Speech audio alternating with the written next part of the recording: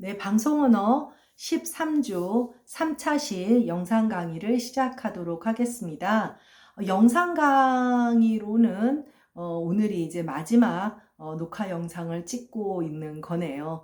이제 다음 주 14주 차에 우리가 그 실시간 강의로 이제 그 다음 주에 만나긴 하지만 종강은 다음 주이긴 하지만 녹화 강의는 이게 아마 마지막인 것 같습니다.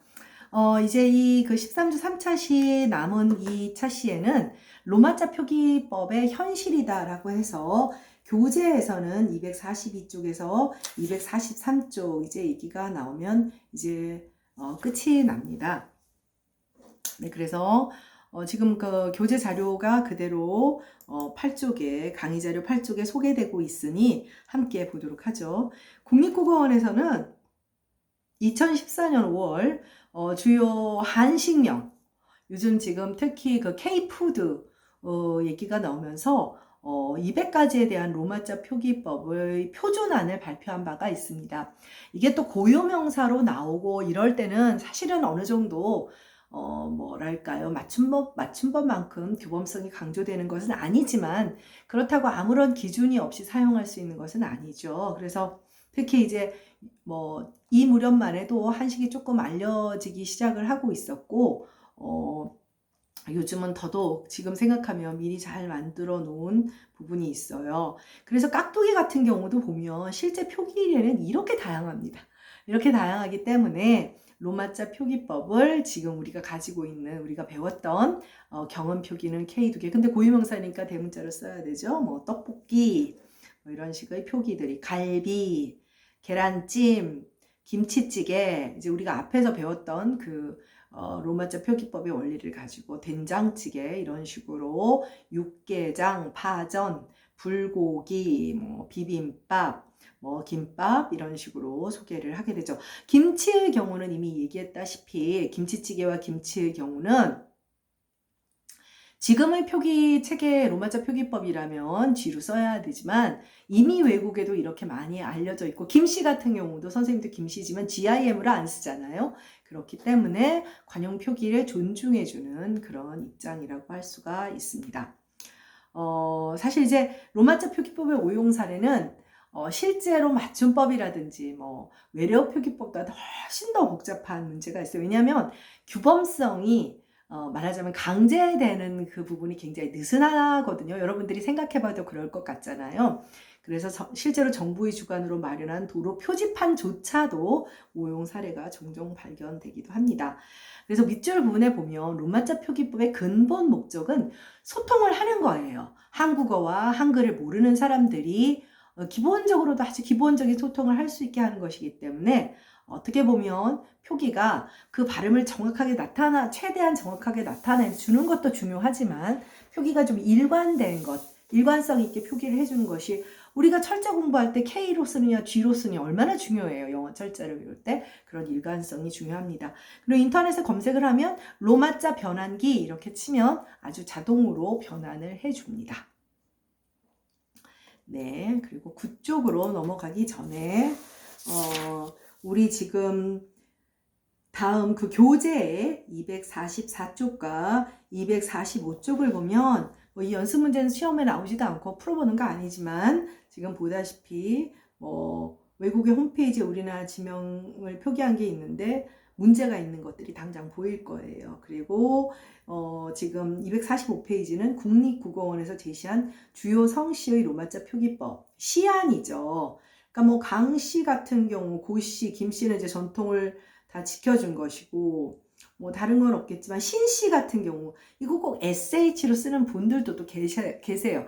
근데 그럼 강용할 수는 없습니다. 개인의 이름이기 때문에 그 다음에 이씨 같은 경우는 로마자 표기법으로는 YI가 맞아요. YI가 맞는데 전통적으로 LE로 쓰는 분들도 여전히 많죠. 네, 그리고 최씨도 CHOE로 쓰는 게 맞지만 아주 많은 사람들이 CHOI로 쓰고 있죠. 그러니까 이런 것들을 여러분들이 고려를 하고 있으면 좋을 것 같습니다.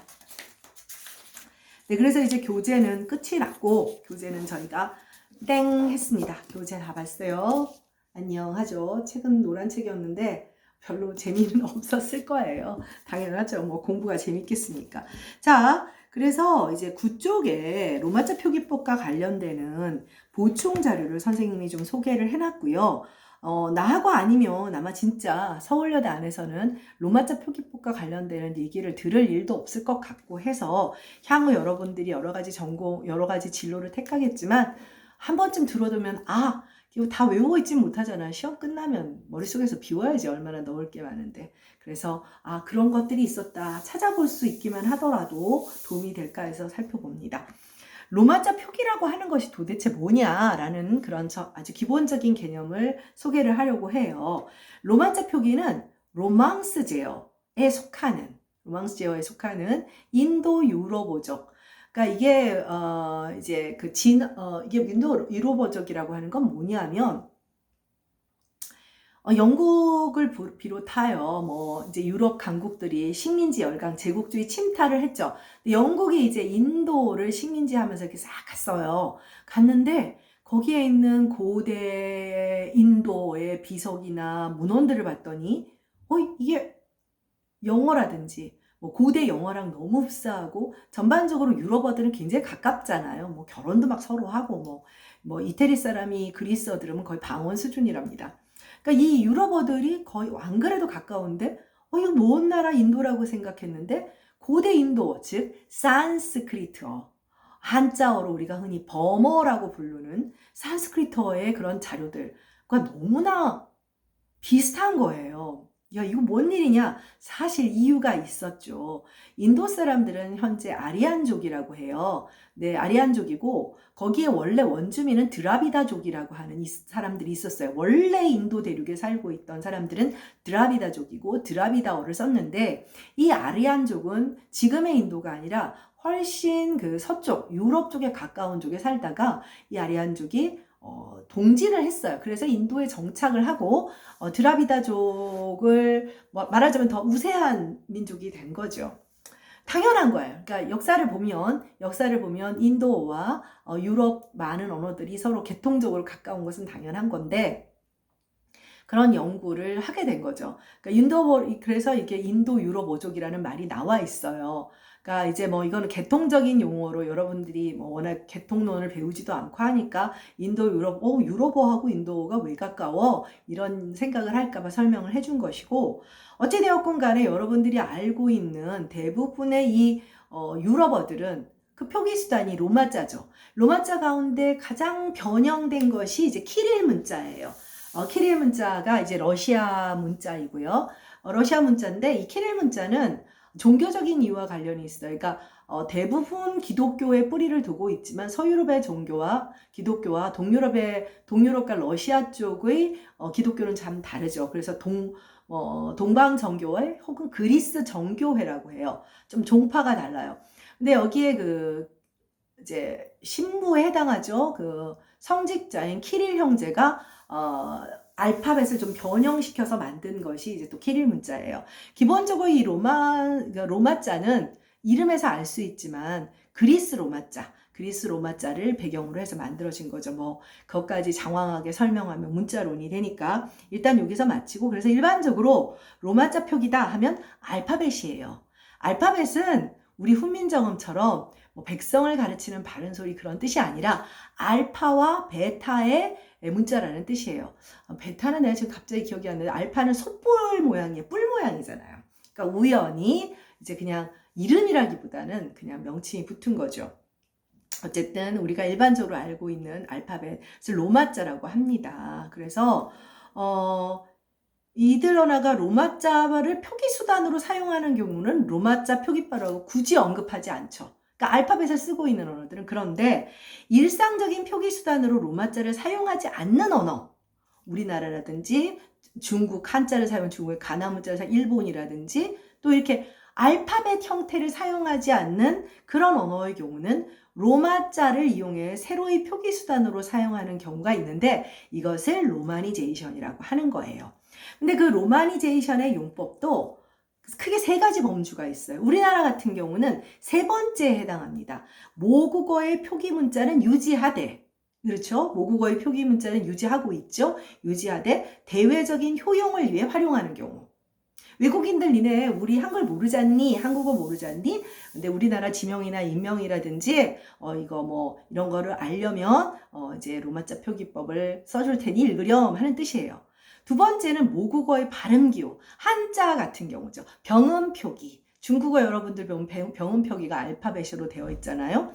첫 번째는 뭐냐면 모국어의 표기 문자를 완전히 알파벳으로 바꿔버리는 거예요. 가장 대표적인 것이 터키 문자입니다. 터키는 여러분도 알다시피 우리랑 계통적으로 굉장히 가까운 알타이어인데 계통적으로 가까우니까 모음의 개수도 많고 얼마나 그렇겠어요. 그런데 이 터키가 돌골족이잖아요. 원래 동쪽에 있을 땐 돌골이었다가 그래서 형제의 나라라고 하는 거예요. 서진을 막 했어요. 서쪽으로 와서 지금 우리가 알고 있는 소아시아 대륙 쪽에 정착을 하게 되면서 이제 이슬람교를 받아들이고 돌골은 돌골 문자는 한자를 변형한 문자인데 기본적으로 한자 문화권에 있었으니까 거기 가서는 아랍 문자를 수용하게 돼요. 자, 그런데 방금 말했다시피 터키어 같은 경우는 알타이어기 때문에 몸이 굉장히 많은 언어인데 아랍어는 어떠냐면 몸 딱 3개밖에 없는 언어예요. 이, 아, 우. 그러니까 얼마나 대응해서 사용하기가 아랍 문자를 쓰기가 힘들었겠어요. 그러니까 같은 알타이어인 한국어가 한자를 전혀 개통이 다른 중국어의 한자를 문자로 빌어 쓰면서 어려웠듯이 터키도 전혀 개통이 다른 종교 때문에 또 지역적으로 가깝다 보니 아랍 문자를 차용해서 쓰다 보니 불편함이 많았어요. 20세기 초에 케말 파샤라고 해서 아타투르크 터키의 아버지라고 불리우는 케말 파샤가 적극적으로 로마자를 수용하여 지금의 터키 문자로 사용을 하고 있어요. 아마 여러분들 뭐 터키 여행 갔다 온 사람들도 많을 텐데 형태가 조금 다르기는 하지만 로마자를 사용하고 있죠. 이 외에도 베트남 같은 경우도 지금 알파벳을 사용하고 있어요. 인도네시아도 마찬가지일 거고 동남아시아의 많은 국가가 역시 로마자, 즉 알파벳을 변형한 형태로 사용을 하고 있죠. 베트남 같은 경우도 원래는 한자 문화권이었어요. 우리랑 똑같이 오얏 이자를 쓰는 이시 왕조도 있었답니다. 그런데 지금의 베트남은 공산화가 되고 그러면서 한자를 전혀 젊은 세대는 모르죠. 그래서 베트남 같은 나라도 이제 알파벳을 그러니까 말하자면 우리 같은 경우는 우리한테 맞는 새로운 문자를 만들었다면 20세기 이후에 식민지 열강에서 지배를 받다가 이제 독립을 하게 되면서 익숙한 널리 퍼져 있는 알파벳 문자를 수용하게 되는 거죠. 몽고 같은 경우도 역시 알타이어입니다. 그러니까 이 알타이어들이 중국 옆에 있으면서 중국어와는 계통이 다르니 한자를 사용했어요, 기본적으로. 그래서 몽고도 한자와 관련 있는 파스파 문자 같은 것을 사용했지만 몽고는 이제 20세기 이후 공산화가 되면서 지역적으로 가까운, 근데 한자는 빌어 쓰기 싫지, 불편하니까. 그래서 같은 알파벳 계통이지만 러시아의 키릴 문자를 수용해서 몽고는 역시 로마자 표기법을 사용하고 있는 셈입니다. 그래서 이렇게 로마니제이션도 3가지 유형이 있는 거예요. 그래서 우리는 그 가운데 아주 부분적으로만 사용하고 있는 경우라고 할 수가 있죠. 자, 그래서 그 밑에 보면 9쪽에 그 다음 파란색으로 써 있는 로마자 표기의 목적은 뭐냐면 한국어의 로마자 표기의 목적은 외국인으로 하여금 한국어를 몰라도 최대한 정확히 발음할 수 있게 해서 그의 이제 뭐 길찾기라든지 또 뭐 이런 것들에 도움을 주고자 하는 것이죠. 결국 한국어 로마자 표기법의 완성도가 어느 정도냐에 따라서 외국인이 얼마나 한국인과 동등한 발음을 하도록 유도할 수 있는가, 최대한 근사하게 유도를 한다면 좋은 로마자 표기법이겠지만 여러분들이 지금 2000년에 공표한 지금 쓰고 있는 문화관광부의 로마자 표기법을 본다면 약간 고개를 갸우뚱할 수도 있을 겁니다. 기본적으로 로마자 표기법은 한국어와 한국 문화에 능통한 외국인을 대상으로 하는 것이 아니라 비록 그렇지 못한 외국인이라도 로마자 표기를 통해 한국어의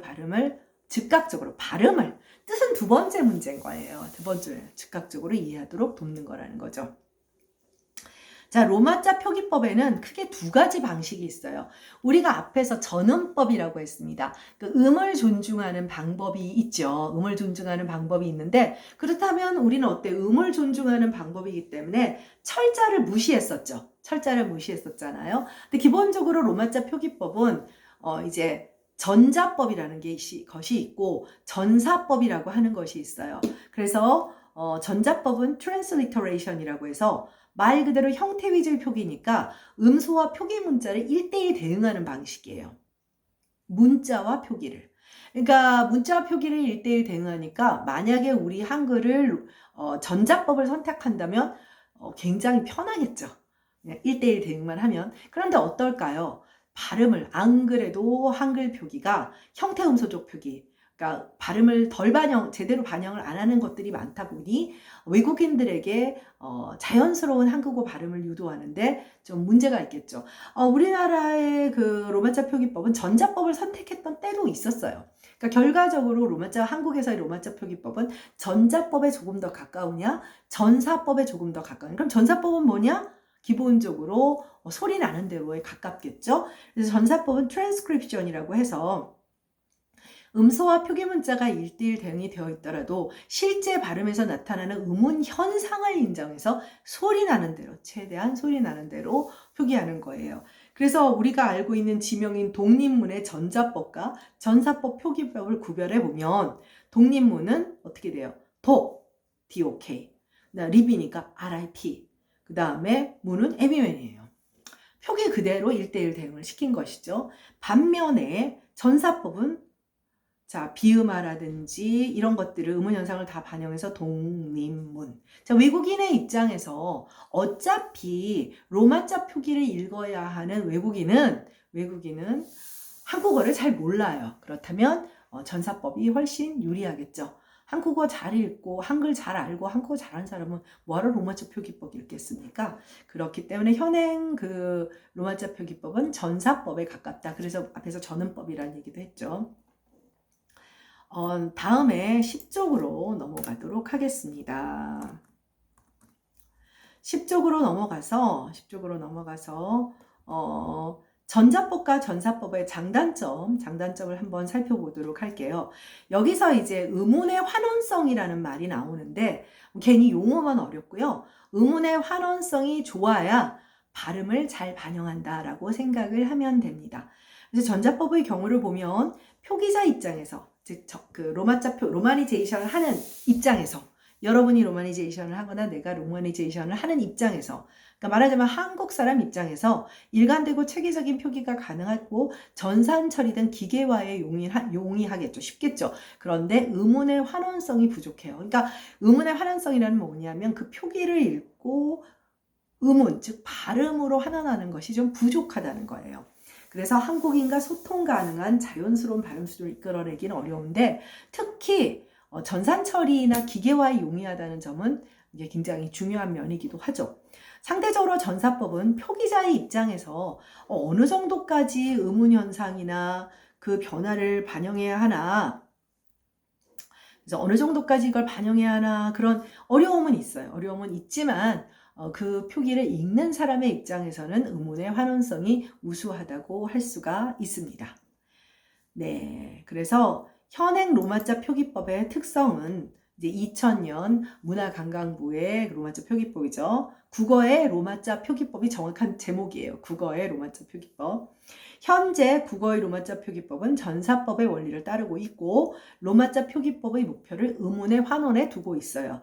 그래서 음운의 환원이라는 말은 로마자를 통해 정확한 음소를 구현해내는 것이기 때문에 이게서 결국 발음에 훨씬 더 충실하겠죠. 상대적으로 이 전사법만으로 완전하지가 못해요. 전자법이 불완전한 것만큼 전사법도 불안하기 때문에 보완하기 위해서 부분적으로 전자법도 사용하는데 그 전자법을 사용하는 대표적인 경우가 인명, 또 일부 음소의 표기, 학술 용어 이런 경우에 사용을 하게 됩니다. 네, 그래서 마지막으로 여러분들한테 소개하는 것은 뭐냐면 정말 재밌는 일을 이렇게 재미없게 복잡하게 소개하나라는 생각되는 로마자 표기법을 이용해서 BTS의 피땀 눈물을 로마자 표기법의 피땀 눈물의 한 부분을 로마자 표기법으로 전사해 놓은 거예요. 이것은 선생님이 전사한 것이 아니라 어떤 유튜버가 이제 그 여러분도 알다시피 어떤 그 뭐 여러 가지 음악이 나오면 뭐 케이팝을 중심으로 했는데 뭐 그러면 노래가 나오면 어떻게 돼요? 거의 30분 아닌 것 같더라고요. 기본적으로 한글 가사 나오고 그 다음에 로마자 표기법 밑에 붙고 그 다음에 어떻게 돼요? 영어로 번역을 해요. 놀랍도록 금세 이루어지더라고요. 참 대단하다. 이게 돈이 되는지 어찌 되는지는 모르지만 참 그 충성도가 대단한 생각이 드는데, 근데 솔직히 말하면 여러분도 봐서 알겠지만 굉장히 다양한 사람들이 올리는데 조금씩 차이가 있어요. 하나 말을 해줄 수 있다면 그걸 올리는 사람들은 사실 보통 여기에 이제 그 한국에 있는 사람들보다 한국인이라 하더라도 좀 뭐 교포라든지 그런 경우들이 많은 것 같아요. 지난번에 TV 프로에서 나온 거 보니까 한 4명이 합동으로 줌상으로 참 뭐 돈도 뭐 버는 것도 아니고 줌상에서 서로 의논을 해서 그걸 올리더라고요. 참 대단하다는 생각이 들었는데 그걸 보면 외국인이 올렸는지 당장 알 수가 있습니다. 그래서 여기를 한번 간단하게만 살펴보고 이게 무슨 문제가 있는지 그냥 한번 살펴보도록 하겠어요. 뭐 길게 설명할 것은 아니고 예를 들면 여러분 이렇게 보면 와 하는데 이걸 올리는 사람들도 대단한 거예요. 뭐 예를 들면 우리 너의 자 여기 보면 어떻게 돼요? 이오니까 UI가 의죠. 너의 것인 걸 잘 알고 있어. 그죠? 그 다음 이건 나를 벌받게 할 주문. 네, 이렇게 됐죠. 목 깊숙이 뭐 너란 위스키. 자, 이 위스키 같은 것도 재밌는데 영어 표현인데 로마자 표기법을 따랐어요. 그 다음에 원해 많이 그 다음에 자, 이 원해 많이가 참 재밌는 건데 자, 이걸 통해서 원해 많이 자, 원해는 H의 발음이 있어요. 한국 사람은 당연히 하죠. 많이는 히읗 발음이 모음과 연결될 때 필수적으로 탈락한다는 것을 한국 사람이라면 안답니다. 그러면 이 경우는 누가 올린 거예요? 한국 사람이 올리지 않았죠. 네, 한국 사람이 올린 경우 이 규칙을 아는 사람, 외국인이라도 한국어에 좀 더 능통한 사람들은, 그러니까 이걸 올리는 사람들이 반드시 한국어를 잘하는 게 아니에요. 그러니까 로마자 변환 표기에 넣거나 뭐 자기 나름대로, 그래서 이게 H가 들어갔다는 것을 이 선생님이 지금 곤란의 로마자 표기법에 전사를 한 사람은 한국인이 아니란 얘기죠. 그래서 너란 감옥에 중독돼 깊이 그 다음에 다른 사람 섬기질 못해 이렇게 되어 있어요. 지금 식은 얼핏 보면 뭐 괜찮은 것 같지만 사실 이렇게 해놓으면 엇비슷하게 따라 부를 수가 있어요. 그러니까 한국어로 뜻을 몰라도 떼창을 할 수 있는 거죠. 우리가 영어를 하는 것보다 외국인들이 한국어를 하는 것은 훨씬 더 어려워요. 한국어에 대한 정보라든지 교육의 환경이나 기회가 많지 않죠. 우리는 뭐 영어에 대해서 뭐 인터넷을 치고 뭐 영상 찾아보고 너무너무 쉽지만 요즘은 많이 나아졌지만 쉽지가 않은 거죠. 근데 보면 여기 여러 가지 선생님이 틀린 부분을 찾아낸 것입니다. 거신에서 현 규정, 이거는 이제 SH를 쓸 수도 있는데 현 규정을 지키고 있는 것을 볼 수 있고, 네, 그 다음 벌받게나 중독돼서 원래 경음화를 반영하지, 그러니까 경음화 현상은 반영하지 않기로 했잖아요. 그런 건 잘 지키고 있어요. 이 노래 가사의 표기법을 통해서 확인할 수 있는 재미있는 점은 방금 말했다시피 위스키를 우리식 로마자 표기법을 한 거예요. 아마도 이거 왜 이랬을까 싶긴 한데 뭔가 뭐 한국식의 현신 발음을 영어식 발음과는 다르다라는 걸 그들이 느끼기 때문에 표기한 것이 아닌가 싶기도 하고요.